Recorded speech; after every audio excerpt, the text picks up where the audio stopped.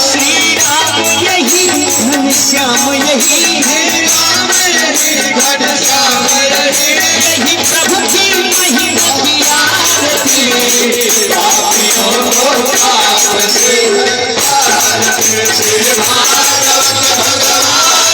है आरती पापियों को पाप से तारती श्री भागवत भगवान की है आरती पापियों को पाप से तारती भजपुरी गौरम करुणावतारम संसार सारम बुद्धिव्यवहारम श्रीराम संतम विद्यारविंद भवं भवानी श्रीतं नमामि त्वमेव माता पिता त्वमेव त्वमेव बन्धो सखा त्वमेव त्वमेव विद्या द्रविणं त्वमेव त्वमेव सर्वं मम देव देव त्वमेव सर्वं मम देव हरे राम हरे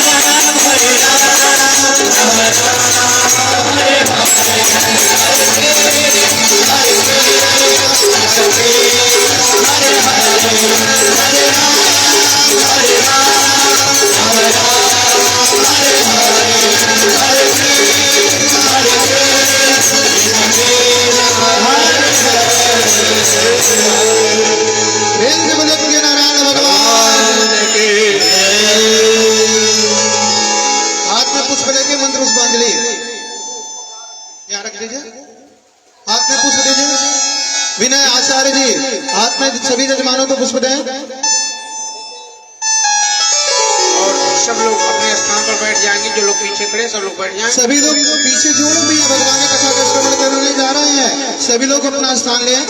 जो मुख्य जजमान है वो खड़ा रहे भगवान को पुष्पांजलि देकर पुनः वो भी अपने स्थान पर भगवान के अमृतमय कथा का श्रवण करें और अपने जीवन को धन्य बनावें। और श्रीमद् भागवत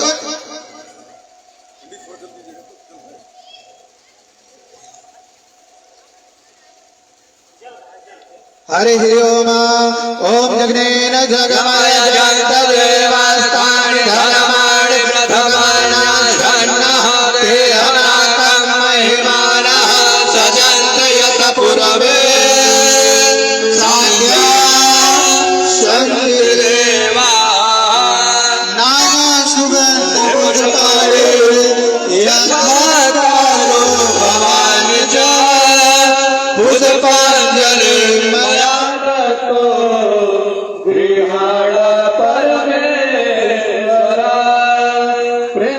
नारायण भगवान के जय।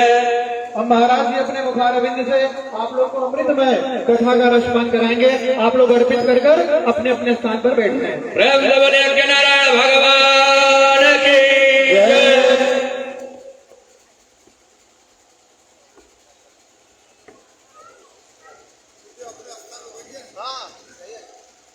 बोलिए सच्चिदानंद भगवान की जय। श्रीमद् भागवत महापुराण की जय। परम संत बलवंत हनुमंत लाल जी महाराज की जय। गंगा मैया की जय। सरयू मैया की जय। नगर बस्ती की जय। श्री गणेशाय नमः। ओम मंगल मूर्तये नमः। श्री गुरु चरण कमलेभ्यो नमः। ओम गुरुर्ब्रह्मा गुरुर्विष्णु गुरुर्देवो महेश्वरः गुरुर्साक्षात् परब्रह्म तस्मै श्री गुरवे नमः।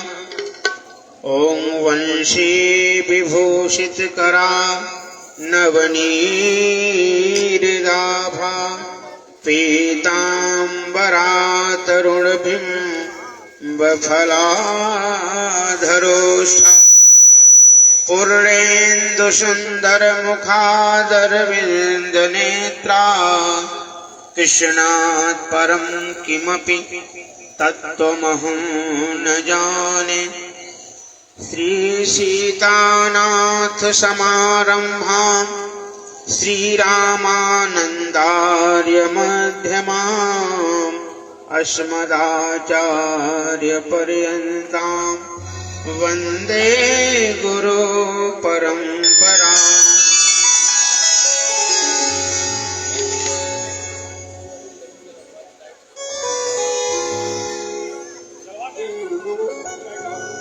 वंशी विभूषित करानवनीरदाभा पीताम्बराधरो पूर्णेन्दु सुंदर मुखाधर बिंदु नेत्रा। कृष्णात् परं किमपि तत्त्वमहं न जाने।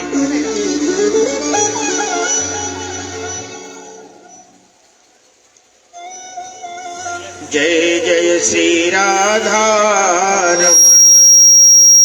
जय जय नवल किशोर। जय गोपी चित चोर प्रभु जय जय माखन चोर। जिनकी सेवा भाव से ऋणी हुए श्री राम। ऐसे श्री हनुमंत को बारंबार प्रणाम। बोलिए सच्चिदानंद भगवान की जय। आइए आज द्वितीय सत्र में हम लोग यहाँ एकत्र हुए हैं। भगवान ने कुछ कहने और सुनने का अवसर दिया है। आइए समय का सदुपयोग करते हुए सर्वप्रथम जैसी विधा है अपने मन वाणी को पवित्र करने के लिए भगवान नाम संकीर्तन किया जाए। और इस श्रीमद् भागवत सप्ताह ज्ञान यज्ञ के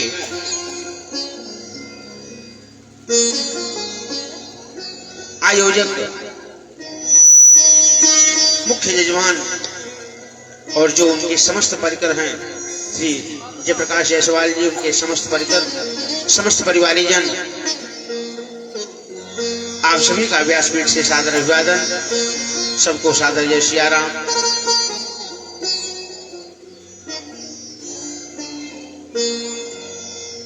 आइए अपने मन और वाणी को पवित्र करने के लिए भगवान नाम संकीर्तन किया जाए।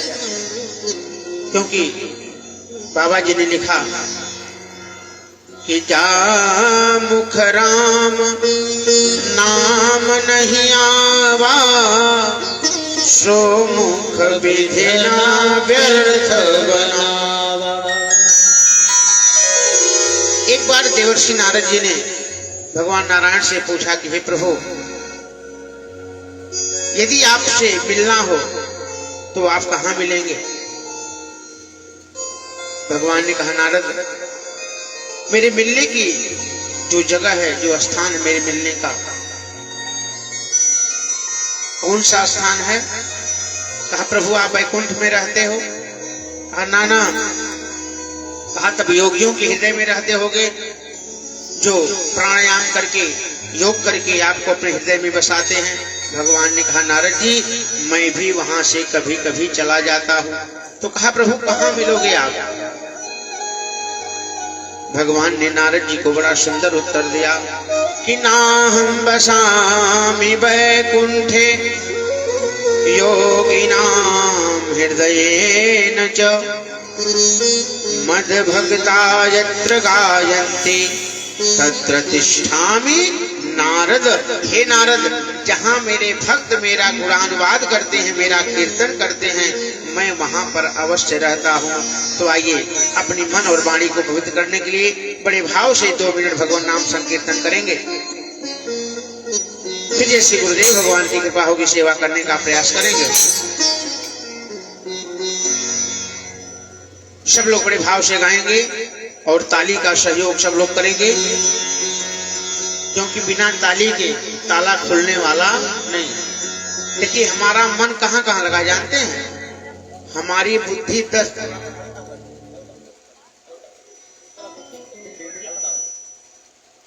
बोलिए सच्चिदानंद भगवान की जय। हमारी बुद्धि कहाँ लगी हुई है, हमारा मन कहाँ लगा हुआ है? 10 जगह। कहाँ कहाँ? तो ध्यान दीजिएगा शब्दों पर कि जननी जनक बंधु सुत दारा, जननी जनक बंधु सुत दारा, जननी जनक बंधु सुत दारा, धन भवन सुहित परिवार, धन भवन सुहित परिवार, धन भवन सुहित परिवार। कहा कि जननी जनक बंधु सुत दारा, माता पिता भाई बंधु नात रिश्तेदार मकान दुकान परिवार, इन सब में मन लगा है। लेकिन इसी मन को जो भगवान की तरफ हम मोड़ेंगे तो कहा कि भगवान कहते हैं कि सर्वधर्मान परित्यज्य मामेकं शरणं व्रज। जीव जब हमारी चरण शरण ग्रहण करता है तो उसको हम अपना बना लेते हैं। बोलिए सच्चिदानंद भगवान की जय। इसलिए बड़े भाव से सब लोग गाएंगे, श्री कृष्ण गोविंद हरे मुरारे, हे नाथ नारायण वासुदेवा। श्री कृष्ण गोविंद हरे मुरारे, हे नाथ नारायण वासुदेवा। श्री कृष्ण गोविंद हरे मुरारे, हे नाथ नारायण वासुदेवा। हे नाथ नारायण वासुदेवा, हे नाथ नारायण वासुदेवा। श्री कृष्ण गोविंद हरे मुरारे, हे नाथ नारायण वासुदेवा। कृष्ण गोविंद हरे मुरारे, हे नाथ नारायण वासुदेवा।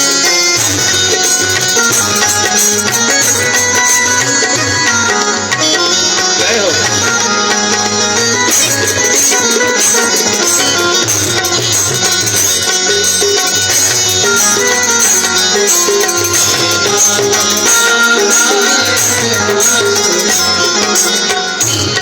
हम लोग भगवान से क्या संबंध रखते हैं, क्या कहते हैं? त्वमेव माता च पिता त्वमेव, त्वमेव बंधो च सखा त्वमेव, त्वमेव विद्या द्रविणं त्वमेव, त्वमेव सर्वं मम देव देव। श्री कृष्ण गोविंद हरे मुरारे, हे नाथ नारायण वासुदेवा।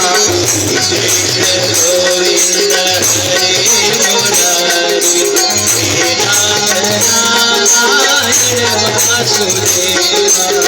तुम स्वामी सखा हमारे, तुम स्वामी सखा हमारे, तुम तो स्वामी सखा हमारे, तुम तो स्वामी सखा हमारे। हे नाथ नारायण वासुदेवा। कृष्ण गोविंद हरे मुरारे, हे नाथ नारायण वासुदेवा। श्री कृष्ण गोविंद हरे मुरारे, हे नाथ नारायण वासुदेवा। हे नाथ नारायण वासुदेवा, हे नाथ नारायण वासुदेवा, हे नाथ नारायण वासुदेवा।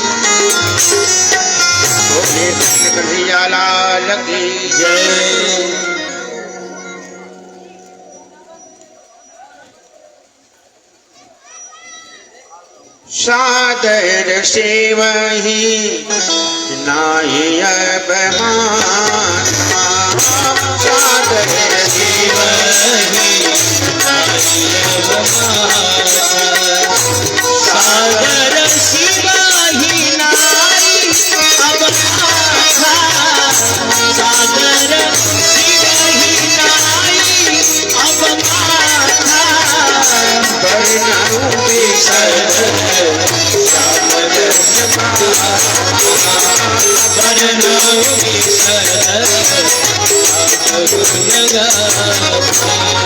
बोले सच्चिदानंद भगवान की जय। जयकारा में आप लोग बहुत कंजूसी करते हैं, या तो घर से कसम खा करके आते होंगे कि कितना भी पंडित जी कहेंगे लेकिन आवाज निकालने वाले नहीं।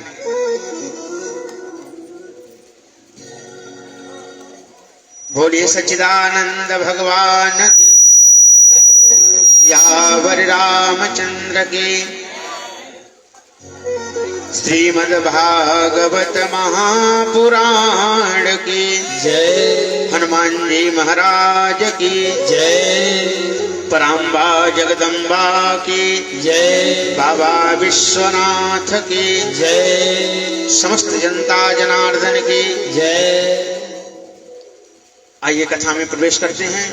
कल आपने महात्मा की चर्चा सुना कि किस प्रकार ज्ञान वैराग्य और भक्ति मैया का दुख दूर हुआ। श्रीमद् भागवत के एक श्लोक को सुनने से। और श्री सूत जी कहते हैं, श्री सूत जी कहते हैं कि हे शौनकादृश्यों, ये श्रीमद् भागवत की कथा क्या है? कहा कि प्रेत पीड़ा विनाशिनी। हम लोग तो जीवित हैं, ये प्रेत के भी पापों को क्षय करने वाले हैं। एक सुंदर इतिहास बताया। सूत जी कहते हैं, यत्र ते कीर्ति श्याम इतिहासं पुरातनम्, यस्य श्रवण मात्रेण पापहानि प्रजायते। सूत जी कहते हैं कि हे शौनकादृश्यों, एक मैं आपको कथा सुना रहा हूं, जिस कथा को सुनने से पाप की निवृत्ति होती है। अच्छा, जानते हैं आप पाप और पुण्य होता क्या है? पाप पुण्य क्या होता है जानते हैं? कहा कि अष्टादश पुराणेषु व्यासस्य वचनं द्वयम्, परोपकाराय पुण्याय पापाय पर पीडनम। दूसरे को दुख देना ही पाप, अपने मन वचन कर्म से। यदि आपसे कोई कष्ट पा गया महाराज तो पाप लग गया, चाहे मन से मनसा वाचा कर्मणा। तो कहा कि और परोपकार ही पूर्ण है।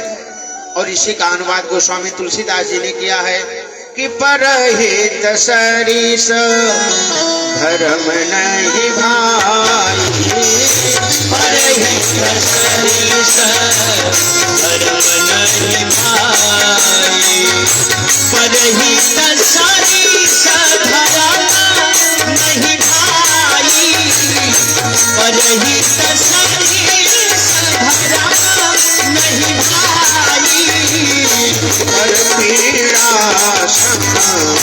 नहीं हर पीड़ा समा नहीं अधमाई, हर पीड़ा समा नहीं अधमाई। सूत जी कहते हैं कि हे शौनकादृशियों, इस कथा को सुनने मात्र से पाप की हानि होती है, पाप कोसों दूर भागता है। महाराज एक आत्मदेव ब्राह्मण की कथा सुनाते हैं। श्री सूत जी कहते हैं कि आत्मदेव पुरे तस्मिन् सर्ववेद विशारदः। कहा कि एक तुंगभद्रा नदी के किनारे नगर बसा हुआ था। उस नगर में एक आत्मदेव ब्राह्मण रहते थे। शब्दों पर ध्यान दीजिएगा। आत्मदेव ब्राह्मण बड़े कर्तव्यनिष्ठ थे, वेद को जानने वाले थे, संध्या बंदन करने वाले थे, बड़े शुद्ध विचार से रहने वाले थे, ब्राह्मणत्व धर्म का पालन करने वाले थे। उनकी पत्नी, पति देवता तो बड़े अच्छे, बड़ा अच्छा विचार, लेकिन पत्नी कैसी थी? कहा कि पत्नी का नाम धुंधुली था। आत्मदेव की पत्नी का नाम धुंधुली था महाराज। और दोनों का स्वभाव विचार बिल्कुल विपरीत था एक दूसरे के। दोनों दंपति एक दूसरे के बिल्कुल विपरीत थे। और धुंधुली कैसी थी? ये तो महाराज पूजा पाठ में लगे रहते, धर्म कार्य में लगे रहते, लेकिन उनकी पत्नी जो धुंधुली थी वो कैसी थी कि लोक वार्ता रता क्रूरा प्रायशो बहुजल्पिका सुराज्य गृह कृत्येषु कृपणा कलह प्रिया।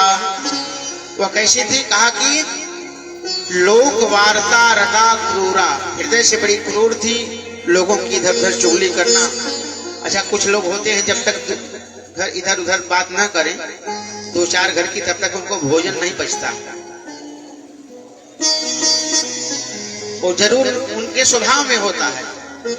तो धुंधुली कैसी थी? कहा कि लोक वार्ता रता क्रूरा, निर्दयी स्वभाव की थी। पति से बिल्कुल हमेशा लड़ाई झगड़ा होता रहता, खटपट चलती रहती हमेशा। और कहा कि दिन नष्टम को भोजनम जन्म नष्टम कुभार्या। अगर गृहस्थ धर्म में पति पत्नी दोनों का विचार एक नहीं है तो महाराज गृहस्थी बड़ी कठिन हो जाती है, बहुत कठिनता से गृहस्थी चलती है।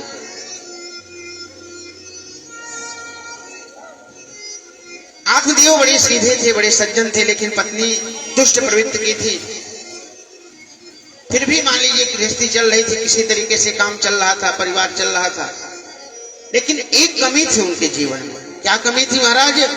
कहा कि धनार्धम धर्म मार्गेण ताभ्याम नीतम तथापि च कि ना पुत्रो नापि पुत्री वा ततः चिंता तुरो भवान। सब कुछ ठीक था, एक कमी क्या थी? जीवन में संतान नहीं थी। आत्मदेव के जीवन में क्या कमी थी? संतान नहीं थी, ना तो पुत्र था ना पुत्री थी। कोई संतान ना होने के कारण आत्मदेव हमेशा दुखी रहते थे।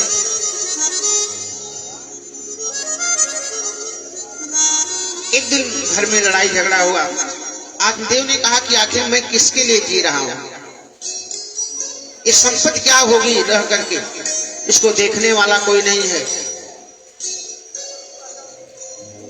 अपने प्राण को त्यागने के लिए, आत्मग्लानि के कारण प्राण को त्यागने के लिए एक सरोवर के किनारे जाकर के बैठ गए।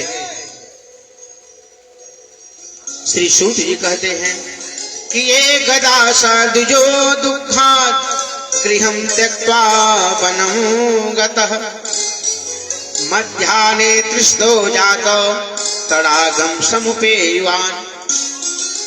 सरोवर के किनारे गए, जल पिया, एक वृक्ष की छाया में बैठ गए। देखिए, जब दुख की अधिकता होती है ना, जब ग्लानि होती है तो व्यक्ति किसी से बात नहीं करना चाहता। वो सोचता कि हम कहाँ चले जाएं, किसी से भेंट ना हो। आत्महत्या करने के लिए आत्मदेव मन में विचार बनाए। वृक्ष के नीचे बैठ करके रो रहे हैं। अब कोई वहां सुनने वाला तो था नहीं, रो रहे थे। उसी समय एक महात्मा उधर से गुजर रहे थे। महात्मा ने देखा कि ये रो रहे हैं, शिखा देखा, यज्ञोपवीत देखा, तो संदेह हुआ कि लग रहा ब्राह्मण है। पूछ पड़े महात्मा जी। महात्मा की दृष्टि पड़ गई आत्मदेव के ऊपर। कहा जो है, कथम रोदसी विप्रतम काते चिंता बलियसी बदतम सत्वरम मह्यम स्वस्य दुखस्य कारणम। कहा कि अपने दुख का कारण बताओ, अपना परिचय बताओ। तो परिचय बताया कि मैं आत्मदेव ब्राह्मण हूँ। कहा महाराज रो क्यों रहे हो, रोने का कारण क्या है? और जब दुख होता है ना, ये आंसू सुख में भी निकलते हैं और दुख में भी निकलते हैं।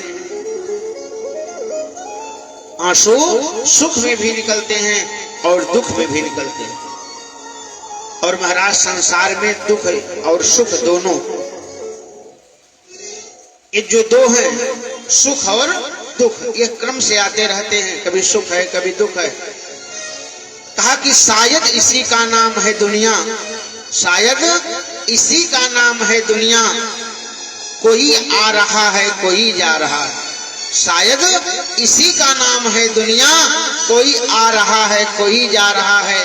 कहीं ठंडियां हैं, कहीं वाह वाह है, कोई रो रहा है, कोई गा रहा है। शायद इसी का नाम है दुनिया, कोई आ रहा है, कोई जा रहा है। यही क्रम है संसार का। थोड़ा बच्चों को संभाल लीजिए, एक दो लोग देखिए, थोड़ा सा उन लोग संभालिए। बोले सच्चिदानंद भगवान की जय। कहा कि ब्राह्मण देवता से जब आत्मदेव से पूछा महात्मा ने, तो और रोने लगे। जब कोई दुख पूछने वाला होता है तो व्यक्ति और तेजी से रोता है और रोने लगे। आत्मदेव ने कहा महाराज, मैं अपना दुख आपको सुनाऊंगा। सुबह से शाम हो जाएगी, रात हो जाएगी, सुबह हो जाएगी, लेकिन मेरा दुख इतना अधिक है, मैं कितना दुख सुनाऊं आपको। इससे अच्छा ना कहूं तो ठीक है। कहा महाराज कुछ तो बताओ, अपनी पीड़ा हमको बताओ। आत्मदेव ने कहा, किम ब्रवीमि से दुखम पूर्व पापेन संचितम मदीया पूर्वजातोयम कौश्र उपभुंजते। कहा कि मैं अपने पूर्व जन्म के पाप को कहां तक कहूं।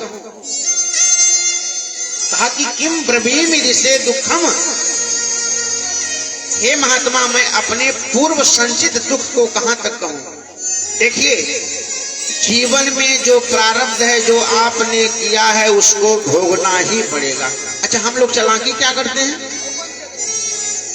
हम लोग चालाकी क्या कर रहे हैं? जो हमने किया है उसको भोगना नहीं चाहते, उसको चाहते नहीं भोगना। उसको क्या चाहते हैं? वो हमारा सुधर जाए, अच्छा हो जाए। और जो सुधारना है उसको सुधार नहीं रहे हैं, उसको खराब करते जा रहे हैं। क्योंकि बिना भोगे छुट्टी मिलने वाली, कितनी भी चालाकी कर लो लेकिन बिना भोगे छुट्टी मिलने वाली नहीं। क्यों? कहा कि कर्म की गति बड़ी बलवान है, बड़ी बलवान है। मुंचा ज्ञानम प्रजारूपम बलिष्ठाम कर्मणो गति विवेकम तु समासाद्य त्यज संसार वासना। कर्म की गति बड़ी बली है कि कर्मन की रेखा, कर्मन की रेखा न्यारी विधना तारे नाही डरी। कर्मन की रेखा न्यारी विधना तारे ना डरी। कर्मन की रेखा न्यारी विधना तारे ना डरी। कर्मन की रेखा रेखा न्यारी विधि ना टारे नाही डरी। हर मन की रेखा न्यारी विधि ना टारे ना डरी। गुरु वशिष्ठ सो ज्ञानी पंडित शोध के लगन धरी। गुरु वशिष्ठ जो ज्ञानी पंडित शोध के लगन धरी। गुरु वशिष्ठ सो ज्ञानी पंडित शोध के लगन धरी। गुरु वशिष्ठ तो ज्ञानी पंडित शोध के लगन धरी। सिय के हरण मरण दशरथ के, सिय के हरण दशरथ के, सिय के हरण मरण दशरथ के, सिय के हरण दशरथ के, मन में विपत्ति पड़ी। हर मन की रेखा न्यारी विधि ना टारे ना डरी। हर मन की रेखा न्यारी विधि ना टारे ना डरी। हर मन की रेखा न्यारी विधि ना टारे ना डरी। तारे ना डरी, विधि ना टारे नाही डरी। तारे ना डरी, विधि ना टारे ना डरी। हर मन की रेखा न्यारी विधि ना टारे नाही डरी। हर मन की रेखा न्यारी विधि टारे ना डरी। हर मन की रेखा न्यारी विधि ना टारे ना डरी। और कहा कि महाराज क्यों चक्कर में पड़े हो, जा करके भगवान का भजन करो। आत्मदेव रोने लगे। किम ब्रवे मेरे से दुखम पूर्व पापेन संचितम मदीया पूर्व जातोयम कवोष्ण उपभुंजते। आत्मदेव ने कहा कि हे महात्मा, हे सन्यासी, जब मैं सुबह स्नान करके अपने पितरों को तिलांजलि देता हूँ, जल देता हूँ, वह जल जब मेरे पितृ प्राप्त करते हैं तो वह शीतल जल गर्म हो जाता है। क्या हो जाता है? कहा कि का उष्ण उपभुंजते, वह उष्ण हो जाता है, गर्म हो जाता है जल। न जाने मेरा कौन सा पाप है कि मेरे पितर भी मेरे जल को स्वीकार नहीं करते। कहा कि मदत्वम नैव गृह्णन्ति प्रीत्या देवादिजातयः। कहा कि मदत्तम नैव गृह्णन्ति प्रीत्या देवादिजातयः। देवता लोग हमारी पूजा को स्वीकार नहीं करते हैं, देवता लोग हमारी पूजा को स्वीकार नहीं करते हैं। मैं किसी ब्राह्मण को अपने घर भोजन पे बुलाता हूँ, भोजन के लिए बुलाता हूँ, आते तो हैं ब्राह्मण देवता, लेकिन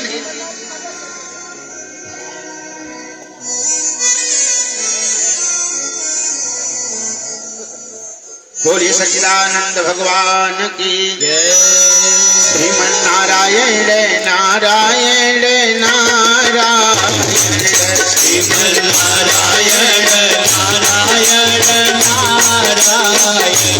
श्रीमन नारायण नारायण नारायण श्रीमन नारायण नारायण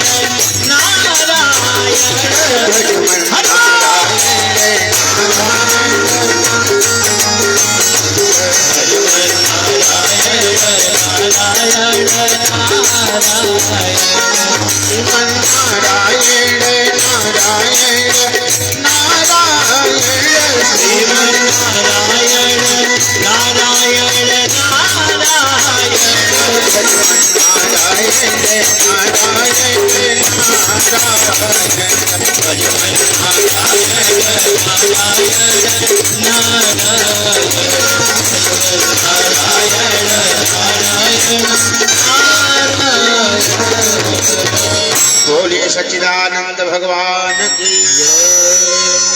शब्दों पर ध्यान दीजिएगा, ध्यान से सुनिएगा, तब भाव पल्ले पड़ेगा। आत्मदेव ने कहा कि महाराज, मैं अपने घर में ब्राह्मणों को भोजन के लिए बुलाता हूँ, ब्राह्मण देवता को आते तो हैं लेकिन भोजन करना नहीं चाहते, इच्छा से नहीं आते हैं, प्रसन्न मन से नहीं आते हैं। देवता लोग हमारे भोग प्रसादी को स्वीकार नहीं करते हैं, और कहा कि प्रजा दुखे न शून्यो हम प्राणस्त्यक्तुम यागतः। कहा कि आज तक मैंने जो अपने घर में गाय को पाला, उस गाय ने कभी बछड़ा या बछिया नहीं किया। जिस वृक्ष को मैंने लगाया उस वृक्ष में कभी फल नहीं आए। जिस फूल को मैंने पेड़ को लगाया उसमें कभी फूल नहीं आए। तो ये सब मेरा संचित पाप है। आखिर मैं अपना पाप कहां तक आपसे कहूं। और जो बाजार से भी मैं फल लाता हूं वो भी जल्दी सड़ जाता है। भोजन घर में बासी हो जाता है, जल्दी खराब हो जाता है। कहा कि सब सहन नहीं हो रहा है। आखिर मेरे जीवन में कितना पाप है कि सब मेरे विपरीत हो रहा है। कहा तो करोगे क्या। आत्मदेव ने कहा मैं अपने शरीर को त्याग दूंगा, झंझट खत्म हो जाएगी। आजकल लोग क्या करते हैं, 5 रुपया टिकिया खाया, झंझट है ना, यही चल रहा है इस समय।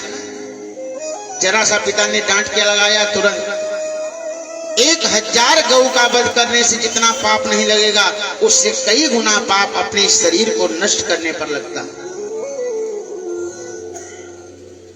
सबसे बड़ा कोई पाप है तो आत्महत्या है। महात्मा ने कहा तुम आत्महत्या करना चाहते हो, ठीक नहीं है। अरे जाओ भगवान का भजन करो, कहीं मंदिर में चले जाओ, कहीं स्थान ग्रहण कर लो, जाओ वन में चले जाओ, जाकर के भजन करो। कहा महाराज आपकी बात तो सही है, लेकिन कहा कि जो गृहस्थ में सुख होता हुआ कहीं नहीं है। अरे एक बार मेरा भाग्य तो विचार कर देखो, क्या भाग्य मेरे ललाट में क्या लिखा है। महात्मा ने भाग्य को देखा।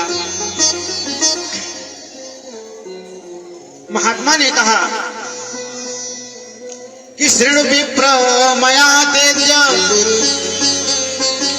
प्रारब्धम तो विलोकितम। हे आत्मदेव, मैं आपके भाग्य को देख रहा हूं। कहा महाराज जल्दी बताओ मेरे भाग्य में क्या लिखा है। कहा कि मेरे भाग्य में क्या लिखा है कि शृणु विप्र मया तेज प्रारब्धम तो विलोकितम सप्त जन्मा अवधित पुत्रो नैव च नैव च। अरे आत्मदेव, एक जन्म नहीं 7 जन्म तक कोई संतान तुमको मिलने वाली नहीं है। इस जन्म की कौन कहे 7 जन्म कोई संतान नहीं मिलेगी। आत्मदेव का दुख 7 गुना बढ़ गया और रोने लगे। कहा जाओ घर जाकर के भगवान का भजन करो। आज आत्मदेव महाराज कहते हैं कि महात्मन अब मैं घर नहीं जाऊंगा, अपने प्राणों को त्यागूंगा, लेकिन कहाँ कहाँ आपके सामने मरूंगा और आप मुझको मरते हुए देखोगे। क्यों? आत्मदेव ने जान लिया कि यह पहुंचे हुए महात्मा हैं। इन्होंने यदि मेरे भाग्य को बताया है तो यह मेरे भाग्य को बदलने के भी सामर्थ्य रखते हैं। इन्होंने यदि भाग्य बताया है तो भाग्य को बदलेंगे भी। तो आज आत्मदेव ने निवेदन किया, हे महात्मन, या तो मुझको संतान दीजिए, ना तो अपने सामने मरता हुआ देखिए। महात्मा ने सोचा ये मरेंगे, मुझको पाप लगेगा, मेरे सामने आत्महत्या करेंगे। कहा एक काम करो, झोली से एक फल निकाला, फल को दिया। अच्छा, ये आत्मदेव कौन है? हम आप ही आत्मदेव। और जो हमारी बुद्धि है इसी का नाम धुंधली है। और बुद्धि बड़ा कुतर करती नहीं करती, बहुत कुतर करती है।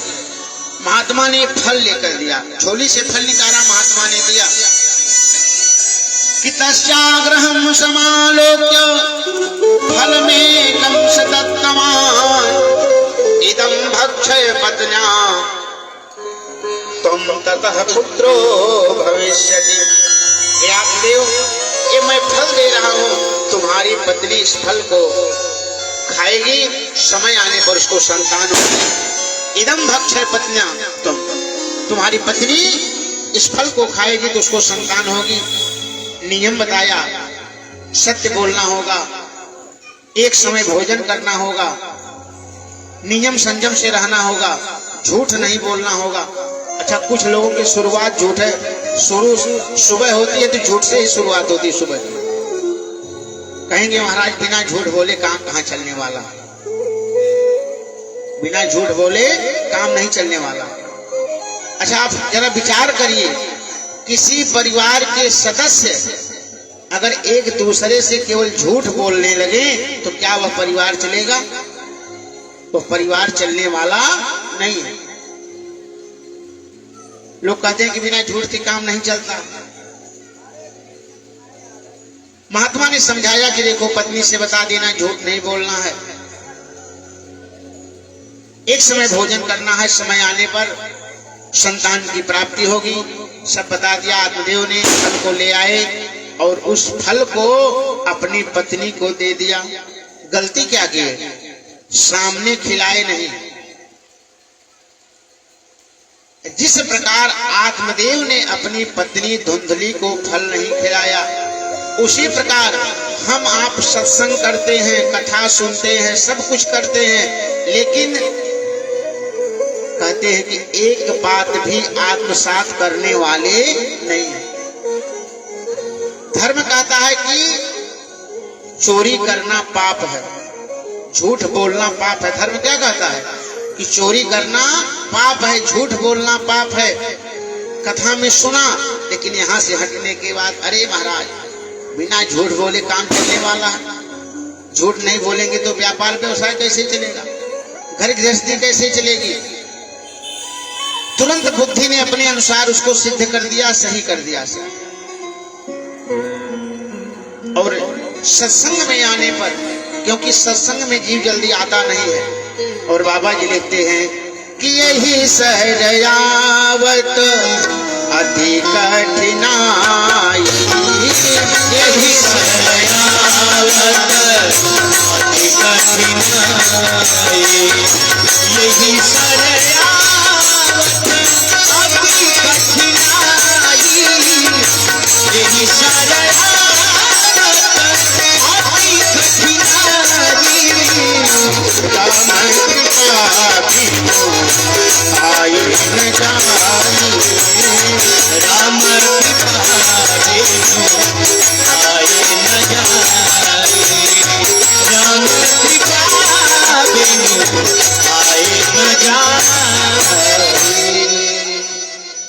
यह जो आप हम यहाँ बैठे हैं, ये क्या है? ये चलती फिरती गंगा है। सत्संग रूपी गंगा में हम लोग गोता लगाने के लिए बैठे। कहा कि यह सर आवत अति कठिनाई, लेकिन इस सत्संग रूपी सरोवर में जल्दी कोई आना नहीं चाहता। बुद्धि कुतर करती है, अरे महाराज क्या कथा सुनना, रोज रोज कथा क्या सुनना, वही पंडित जी वही कथा, तमाम तरीके का कुतर करती है। आज उसी प्रकार धुंधली जो आत्मदेव की पत्नी है, उसने कुतर्क किया, फल तो मिल गया, लेकिन कुतर्क क्या कर रही है? श्री सूत जी कहते हैं कि तरुणी कुटिला तस्या सखके चरुरोदः अहो चिंता ममोत्पन्ना फलम चाहम न भक्षये। श्री सूत जी कहते हैं जो धुंधली थी, उसकी एक बगल की पड़ोसन आ गई, उसकी सखी आ गई, सहेली आ गई। कहा बहन इतनी चिंतित क्यों हो, बड़ी चिंता में हो, क्या बात है? अरे कहा हमारे पति देवता एक फल दे करके गए, कहते हैं फल खाओगी तो संतान होगा, संतान होगी। अरे कहीं फल खाने से संतान होती है? धुंधली ने कुतर्क करना शुरू किया, और कहां तक कुतर्क किया कि जब तक उस गऊ को, उस फल को गऊ को नहीं खिला दिया। क्या कुतर्क किया?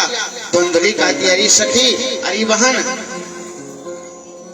कि फल भक्षेण गर्भः स्यात् गर्भेण उदर बिंबिता स्वल्भक्षम ततो अशक्ति गृह कार्यम कथम भवेत्। धुंधली ने कहा कि सखी मान लो मैंने फल को खा लिया, गर्भ हुआ, और जब गर्भ समय जैसे जैसे बढ़ेगा भोजन कम हो जाएगा। जब मेरा भोजन कम हो जाएगा मैं कमजोर हो जाऊंगी। घर का काम धंधा कौन करेगा, झाड़ू बहारू कौन करेगा। तो हमारे जो पति देव हैं बड़े सीधे हैं, बड़े सज्जन हैं, यह जाएंगे अपनी बहन को बुला लाएंगे। बहन का मतलब कहा कि हमारी ननद को बुला लाएंगे। और मेरी ननद इतनी चुट्टी है, चोरी करती है कि वह मेरे घर का सब धन अपने घर धीरे धीरे पहुंचा देगी। तो मैं नहीं चाहती हूं कि मेरे घर का धन नष्ट हो, इसलिए मैं इस फल को खाने वाली नहीं हूं। अच्छा मान लो कभी गांव में आग लग जाए तो सब लोग तो भाग करके बच जाएंगे, मैं मारी जाऊंगी, मैं जल करके मर जाऊंगी, दौड़ नहीं पाऊंगी। अरे कहा है मैंने सुना है बच्चों को लालन पालन करने में बड़ा कष्ट होता है, बड़ी तकलीफ होती है।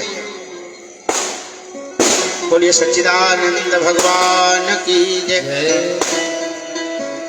प्रसूतौ दारुणं दुःखं सुकुमारी कथम सहे। एक माँ अपने बेटे को जैसे लालन पालन करती है महाराज। अच्छा हम लोग क्या करते हैं, जब मैया स्नान आदि करा करके काजल का टीका लगा करके बढ़िया कपड़ा पहना करके हमको आपको देती है तो हम गोद में लेकर के दुलार करते हैं। और जैसे अगर बच्चे ने बाथरूम कर दिया, अरे जल्दी आओ ले जाओ इसको, तो बच्चों को पालने का काम कौन करता है, मैया करते हैं। कहा कि वो अभागा जकरे बचपन में माई नहीं थे, वो अभागा जकरे बचपन में माई नहीं थे, वो अभागा जकरे बचपन में माई नहीं थे। जग में माई सा दुलार के हो, जग में माई सा दुलार के हो पाई नहीं थे। वो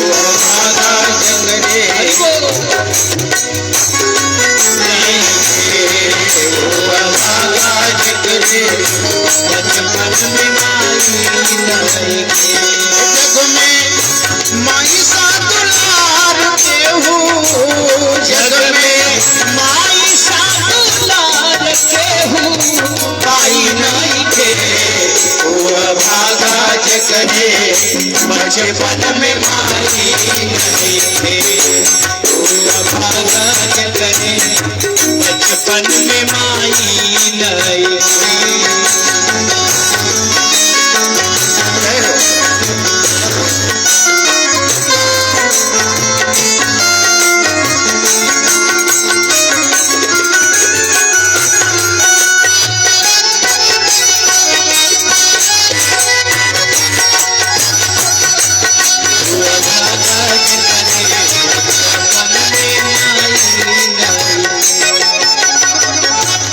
लड़का धोरी पोत के आवे माई कोरा में वो आवे। लड़का धोरी पोत के आवे माई कोरा में उठावे। सूतल बचवा के जगावे, सूतल बचवा के जगावे। सूतल बचवा के जगावे, सूतल बचवा के जगावे। मुहवा पानी से धोआवे, मुहवा पानी से धोआवे, मुहवा पानी से धोआवे, मुहवा पानी से धोआवे। लड़का खाई नाही जबले माई, लड़का खाई नाही जबले माई खाई नहीं थे। वो अभागा जकरे बचपन में माई नहीं थे, वो अभागा जकरे बचपन में माई नहीं थे। जग में माई सा दुलार के हूँ, जग में माई सा दुलार के हूँ पाई नहीं थे। वो अभागा जकरे बचपन में माई नहीं थे, वो अभागा जकरे बचपन में माई नहीं थे। बोले सच्चिदानंद भगवान की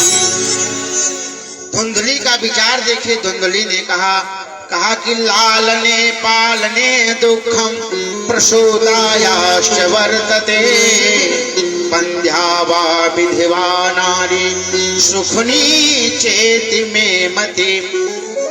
अरे मेरे विचार से तो बंध्या रहना ही ठीक है। कौन झंझट पालेगा? बच्चे को दूध पिलाओ, उसको नहलाओ धुलाओ, बाथरूम साफ करो, कौन करेगा ऐसा? और मैया कितनी कठिनता से अपने बच्चों का पालन करती है महाराज, तो माताएं जानती हैं कैसे करती हैं। लेकिन आज धुंधली कुतर कर रही है कि मैं इस फल को खाने वाली नहीं हूं, मान लो। कहा कि यदि गर्भ कहीं तिरछा हो गया तो बिना ऑपरेशन के निकलता नहीं है बच्चा। तो कहा कि उस समय तो ऑपरेशन की व्यवस्था थी नहीं। कहा कि मैं मर जाऊंगी, गर्भ में ही नष्ट हो जाएगा वह बालक, मैं मर जाऊंगी। तमाम प्रकार का कुतर किया। एक दिन उसकी बहन आई, फल को रखी थी, बहन आई। बहन ने कहा कि क्या बात है, क्यों चिंतित हो, क्यों दुबली हो गई हो? कि दुर्बला तेन दुखेन या अनुजे करवाणी। अरे बहन, तुम मेरी छोटी बहन हो, बताओ अपने दुख का कारण बताओ। कहा कि मेरे पति देवता एक फल दे करके गए हैं, कहते हैं फल खाओगी तो संतान हो जाएगी। तो उसने बुद्धि बताया, धुंधली की बहन ने बुद्धि बताया, एक काम करो, इस फल को गाय को खिला दो और तुम झूठ का नाटक करो, और मुझको गर्व है, मेरी जब संतान होगी तो मैं ला करके तुमको दे दूंगी, और तुम झूठ बोल लेना अपने पति से कि संतान हुई है मुझको। कहा कि दूध कौन पिलाएगा? कहा मैं आ जाऊंगी दूध पिलाने के लिए। झूठ बोला, उस गऊ को ले जा, उस फल को ले जा करके गऊ को खिला दिया। समय बीता और समय आने पर धुंधली की बहन को जो पुत्र हुआ, उस पुत्र को ला करके महाराज आत्मदेव के घर में रख दिया। हल्ला हुआ, महाराज आत्मदेव को पुत्र हुआ है। श्री सूत जी कहते हैं कि यथ कालेन सा नारी प्रसूता बालकं तदा आनीय जनको बालम रहस्य धुंधली ददौ। देखिए, कहा कि आत्मदेव महाराज समझ नहीं पाए, जान ही नहीं पाए कि कितना बड़ा घपला हुआ, कितना बड़ा धोखा हुआ उनके साथ, समझ नहीं पाए, जान ही नहीं पाए। लेकिन जब संतान हो गई, जब तक संतान थी नहीं, बड़े प्रसन्न हुए महाराज। संतान मिल गई, बड़े प्रसन्न हुए। और कुछ समय बाद जो गऊ को फल खिलाया था धुंधली ने, उस गऊ को भी पुत्र हुआ। बोले सच्चिदानंद भगवान की जय। श्री सूत जी कहते हैं कि भाग्योदयो अधुना जाता आत्मदेव पश्यत धेन्वा बालः प्रसूस्तस्तु देवरूपेति कौतुकम्। अब तक घर में एक भी संतान नहीं थी। आत्मदेव को भी पुत्र हुआ, धुंधली को भी, और गऊ ने भी पुत्र को जन्म दिया। अंतर क्या था? जो गऊ का पुत्र था उसके कान गाय के कान के जैसे थे। दोनों का संस्कार हुआ एक साथ। अब नामकरण संस्कार की बात आई तो आत्मदेव ने कहा कि देवी धुंधली, हमारा नाम आत्मदेव है, हमारे बेटे का नाम सूर्यदेव होना चाहिए। धुंधली ने कहा महाराज, बच्चे को पालन पोषण मैं कर रही हूँ, बेटा मेरा है तो नाम भी मेरे नाम से मिलता जुलता होना चाहिए। क्या नाम रखा? श्री सूत जी कहते हैं कि कियत कालेन तौ जातौ तरुणो तनयाप भव गोकर्णः तो गोकर्णः पंडितो ज्ञानी धुंधकारी महाखल। क्या नाम रखा? धुंधली ने अपने पुत्र का नाम धुंधकारी रखा। कहा मेरा नाम धुंधली, मेरे बेटे का नाम धुंधकारी होगा। अच्छा, गौकर्ण जो गाय का पुत्र था उनका नाम गौकर्ण रखा गया। बोलिए गौकर्ण जी महाराज की जय। नाम रखा गया। धीरे धीरे बच्चे बड़े होने लगे, संस्कार बदलने लगा, संस्कार बदलने लगा। आत्मदेव महाराज पढ़ने में उनका मन लगता, पढ़ते, संध्या बंदन करते, सुबह स्नान आदि करते, पूजा पाठ करते। लेकिन धुंधकारी क्या करता, एक एक महीना नहाता ही नहीं, स्नान ही नहीं करता। श्मशान घाट पर जाकर के जो मुर्दों के लिए पिंडा रखा रहता उसको खा जाता, मांस भक्षी हो गया, दुष्टों के साथ रहने लगा, चांडाल का स्वरूप उसका हो गया महाराज। यही सत्संग है का प्रभाव होता है, यही संस्कार होता है। जब संस्कार बिगड़ जाता है तो बुद्धि को बिगड़ने में देरी नहीं लगती है।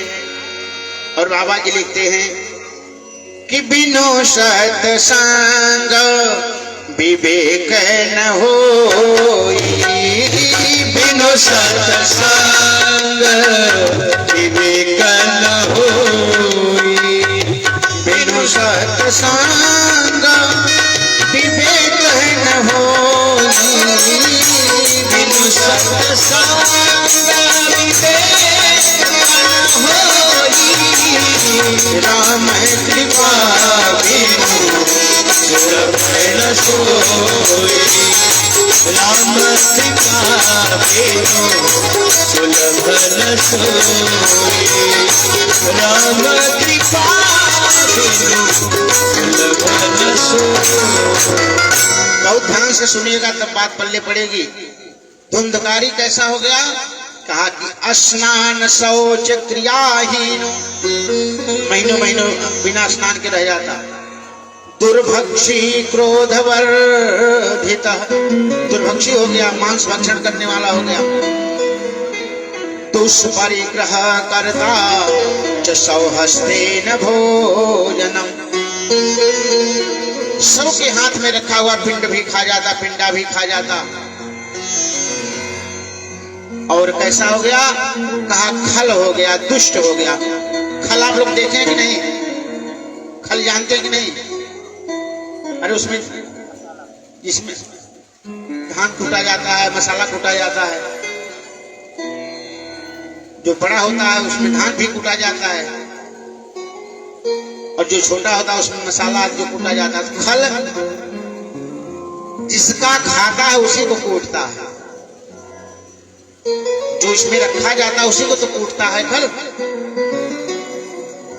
कहा कि खल हो गया, दुष्ट हो गया, कहीं से दौड़ दौड़ करके आता, अपने माता पिता को मारने लगता, दंड देने लगता, छोटे छोटे बच्चों को उठा करके कुएं में फेंक देता, किसी का खलिहान रहता उसमें आग लगा देता, अनाज जला देता, खेत जला देता, किसी की मंडई जला देता। अब सब लोग शिकायत लेकर के आने लगे गांव वाले, अरे आत्मदेव अपने बालक को सुधारो, ये हमारा जीना हराम कर दिया है। आत्मदेव दुखी हो गए। अब तक पुत्र ना होने के कारण दुखी थे, अब पुत्र के कारण दुखी हो गए हैं। अच्छा, पहले क्या था कि चौथे पन निप कानन जाए, अब क्या होता है, मरते समय तक चाबी गले से निकलने वाली नहीं रहती। एक जगह हम गए थे, एक लोगों की सास मरी थी, सास मर गई थी। अच्छा, सास का अर्थ आप लोग जानते कि नहीं जानते? बताते कि नहीं बताएं? सास किसको कहते हैं? कहा जो बहू को कभी सांस न लेने दे सुबह से शाम तक। खैर हम यहाँ की बात नहीं करें, यहाँ के लोग बड़े अच्छे हैं, यहाँ की बात नहीं कर रहे हैं। कहा कि सास मरी हुई थी उनकी, तो क्या की, जब मैं बहुत जोर जोर से रो रही थी, मैं नजदीक जब गया तो मैंने देखा कि अब हाथ पकड़ करके रो रही थी बड़ी जोर जोर से। मैंने कहा बात क्या है, इतना जोर जोर से खींच क्यों रही है, पूरा शरीर हिला रही थी। तो जब मैं नजदीक गया तो देखा कि मैया के अंगुली में अंगूठी पड़ी थी और उसी अंगूठी को खींच रहे थे और निकल नहीं रही थी अंगूठी, और हाथ पकड़ करके खींच करके रो रही थी। जब अंगूठी को हमने देखा तो सब माजरा समझ गए, मामला यहाँ से है। यह चाहती है कि अंगूठी कम से कम जाते जाते अंगूठी अंगुली से निकल जाए। बोले सच्चिदानंद भगवान की। तो कहने का भाव है कि यह इतना दुष्ट हो गया, परिवार वालों को सताने लगा, सबको दंड देने लगा। और आत्मदेव अब मन में विचार करते हैं कि क्या करूं, कहां जाऊं, घर छोड़ करके चला जाऊं, क्या करूं। अच्छा, हम आप जिम्मेदारी से मुक्त नहीं होना चाहते, अंतिम समय तक कोई जिम्मेदारी से मुक्त नहीं होना चाहता। आज आत्मदेव को वैराग्य हुआ। क्यों? धुंधकारी की दुष्टता को देख करके आत्मदेव रोने लगे बैठ करके। ध्यान दीजिएगा शब्दों पर।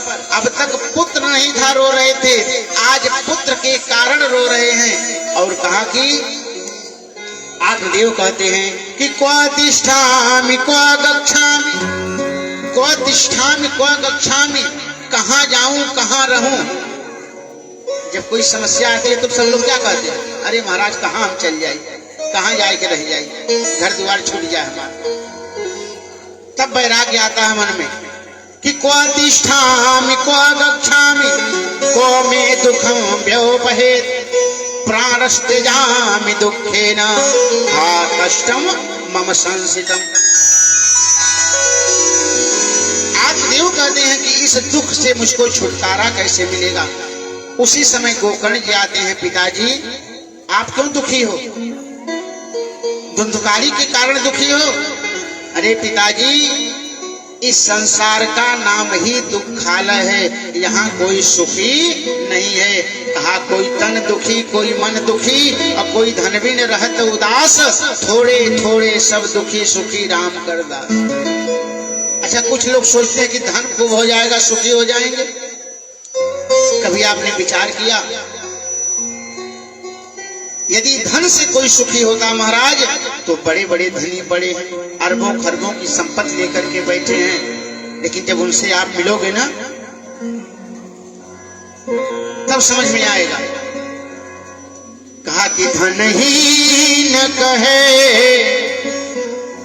कि धन ही न कहे धनवान सुखी, और धनवान कहे सुख राजा को भारी। कि राजा कहे महाराजा सुखी, और महाराजा कहे सुख इंद्र को भारी। लेकिन जब इंद्र से पूछा गया, हम लोग तो यही जानते हैं कि जो मंत्री होगा बड़ा सुखी होगा, जो प्रधानमंत्री भी होंगे और सुखी होंगे। नाना, सुख किसी को मिलने वाला नहीं है। तो कहा कि किसी ने कहा इंद्र सुखी होंगे, स्वर्ग की सत्ता है उनके पास। कहा नाना, इंद्र भी सुखी नहीं है। कि इंद्र कहें कि कुबेर सुखी, और कुबेर कहें सुख विष्णु को भारी। लेकिन जब तुलसीदास जी से पूछा गया, बाबा कौन सुखी है, तो कहा कि तुलसीदास विचारी कहें हरि भजन बिना सब जीव दुखारी। श्री राधे राधे गोविंद गोविंद राधे, श्री राधे राधे गोविंद गोविंद राधे, श्री राधे राधे